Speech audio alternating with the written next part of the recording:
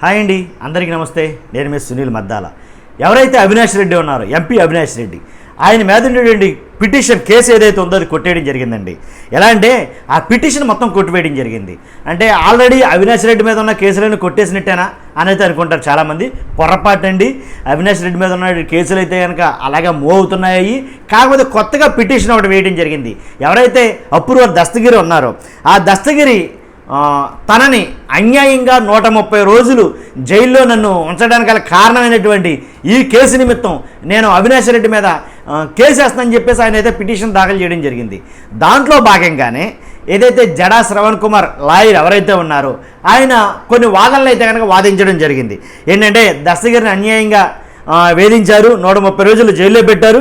అంతేకాదు జైల్లో ఉన్నప్పుడు కూడా ఏంటి తన అనుయాయులు ఎవరైతే ఉన్నారో, ఎవరైతే వైఎస్ అవినాష్ రెడ్డి అనునయులు కానీ సన్నిహితులు కానీ బంధువులు కానీ వీళ్ళలో ఎవరైతే ఉన్నారో వాళ్ళందరూ వచ్చి జైల్లోనే నన్ను బెదిరించారు, నన్ను చంపేద్దామని బెదిరించారు.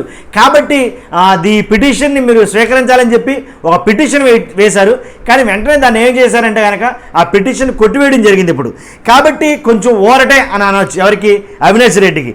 కాబట్టి దస్తగిరి పిటిషన్ కొట్టేయడంతో కొంచెం ఊపిరి పీల్చుకున్నాడేమో అవినాష్ రెడ్డి అని అయితే కనుక అందరూ మాట్లాడుకున్నారు. ఇంకోటి ఏంటంటే ఈ ఎలక్షన్ టైంలో ఎలాంటి పిటిషన్ కొట్టేయడం ద్వారా కొంచెం వెసులుబాటు కల్పించినట్టే ఎంపీ అవినాష్ రెడ్డికి అని అయితే కనుక, అంటే ఒక ఇప్పుడు దాకా ఉన్నటువంటి ఏదైతే ఎంపీ అవినాష్ రెడ్డి కేసులు ఇలా ముద్దాయి కోర్టులు ఏదైతే ఉందో ఇలా పిటిషన్ కొట్టివేత అనేది ఎప్పుడైతే కనబడిందో కొంచెం రిలాక్స్ అయినట్టే నన్ను అడిగితే కనుక.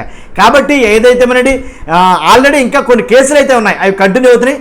చూస్తున్న మీరు అందరూ కూడా ఈ ఇన్ఫర్మేషన్ మీకు పాస్ చేయాలని ఈ వీడియో చేయడం జరిగింది. చూస్తున్న మీరు అందరూ కూడా మర్చిపోవద్దు, లైక్ చేయండి, కామెంట్ చేయండి, సబ్స్క్రైబ్ చేయండి. Thank you very much.